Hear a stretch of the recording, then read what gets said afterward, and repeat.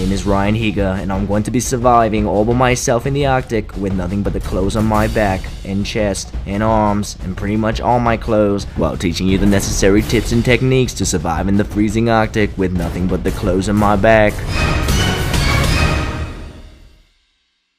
Right now, we're in the Arctic. This is no place for fun and games. Hold on. You do not want to get lost out here. The Arctic terrain is completely unforgiving. If you get lost out here, you'll be sorry. But the Arctic terrain won't forgive you because of the unforgivingness. You do not want to get lost out here. Trust me, if you do... Oh!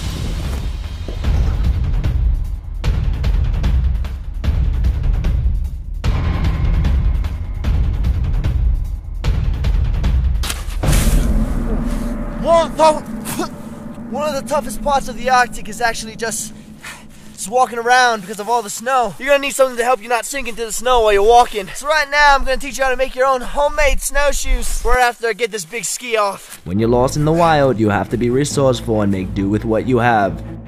So in order to make your snowshoes, what you want to do first is pull out your 2 daily tennis rackets from your jacket and place them beneath your feet. This is gonna be like the base of your shoe. And next you're gonna need something to tie the rackets to your shoe. So you're gonna take the laces from your big ski and, well, unfortunately for me, it seems this big ski has no shoelaces. And you definitely don't want to use the shoelaces from your actual shoe because that'll make your shoes look weird.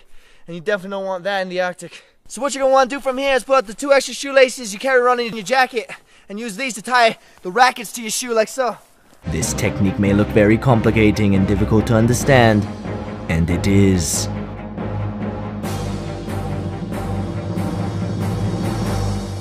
Alright, now that you made your snowshoes, you're nice and snug, it's time to get moving because we got a lot of ground to cover.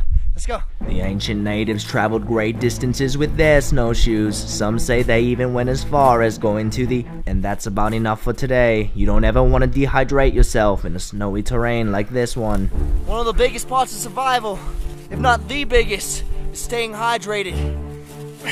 Contrary to most belief and other survival shows, when you're thirsty and desperate, you never want to drink your own pee because it's sterile and absolutely disgusting. What you want to do is just eat some snow from the ground. It might sound crazy, but the ancient natives really believed that snow acted as a good substitute for water when in desperate times. Eating snow in a terrain like this may bring your body temperature to an unsafely low level. That's a good thing because then you won't sweat and you won't dehydrate again. What you don't want to do is just eat random snow because it might be dirty. To be safe, always look for the yellow snow like this one right here. Chances are this is someone's pee, and as you know, pee is very safe to drink because it's sterile. So what we're gonna do here is just scoop a little bit out from the middle and let's give it a little taste. That's not pee at all! Ugh. What? Never drink from an open carton because it may have mono. I'll have to find shelter soon because night is coming and it's only gonna get colder from here. A good way to tell how much time you have left before nightfall is by knowing the temperature. See, the ancient natives didn't have watches like you and I, so what they would do is use temperature as a measurement of time. The colder it gets, the later it is. Basically, the technique they use is actually pretty simple. What you do here is you pull out your cell phone, and what you're gonna do here is just find the weather app. It's not really moving because of my gloves. It's actually getting it's pretty difficult right now. My gloves are making it nearly impossible to open the weather app, and I can't take off my gloves because my hands are cold, and the last thing you want in the Arctic is to be uncomfortable. If you're still unable to open your weather app because of your gloves, what you want to do then is pull out your daily jacket thermometer and basically use the thermometer as a sort of stylus or writing tool so you can open your weather app. The ancient natives mimic this technique from the Nintendo DS. As you can see here, almost no problems at all. It's working phenomenally. Phenomenally is a big word. There you go, as you can see here. Actually, this is the coldest I've ever seen it before. It's -1 degree Celsius. For you Americans, I believe that's anywhere between 20 to 75 degrees for googly, and that's really cold, so we really need to get moving. But as the day drags on, I find neither food nor shelter. My feet are starting to bark, my nipples metapoding, and I'm beginning to think I bit off a little more than I could chew this time. You know, being out here all this time, I know it's only been like 30 minutes, but I'm starting to feel like giving up. I'm starting to lose hope. But then I remember what my grandfather's only son on my dad's side always told me. Son, it's an icebox. You open it, get what you want, close it. Now stop wasting electricity. and after all this time I never really understood what he was talking about until right now. He was talking about here.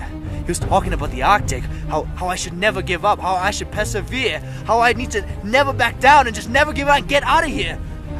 I'm gonna get out of here. I'm getting out of here.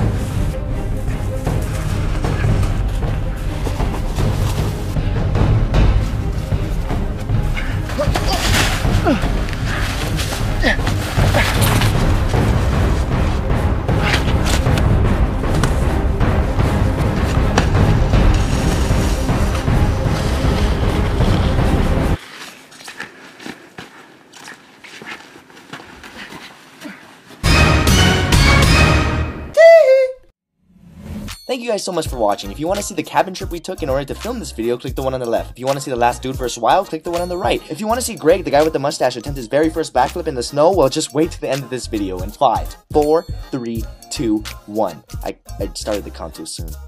Okay, now it's... Okay, there we go. Just don't think, just believe. Just tuck into like a little ball. Go. Oh! Oh my, go closer, go closer, go closer. Are you okay? Oh my god. Oh my god. I don't think I jumped high enough.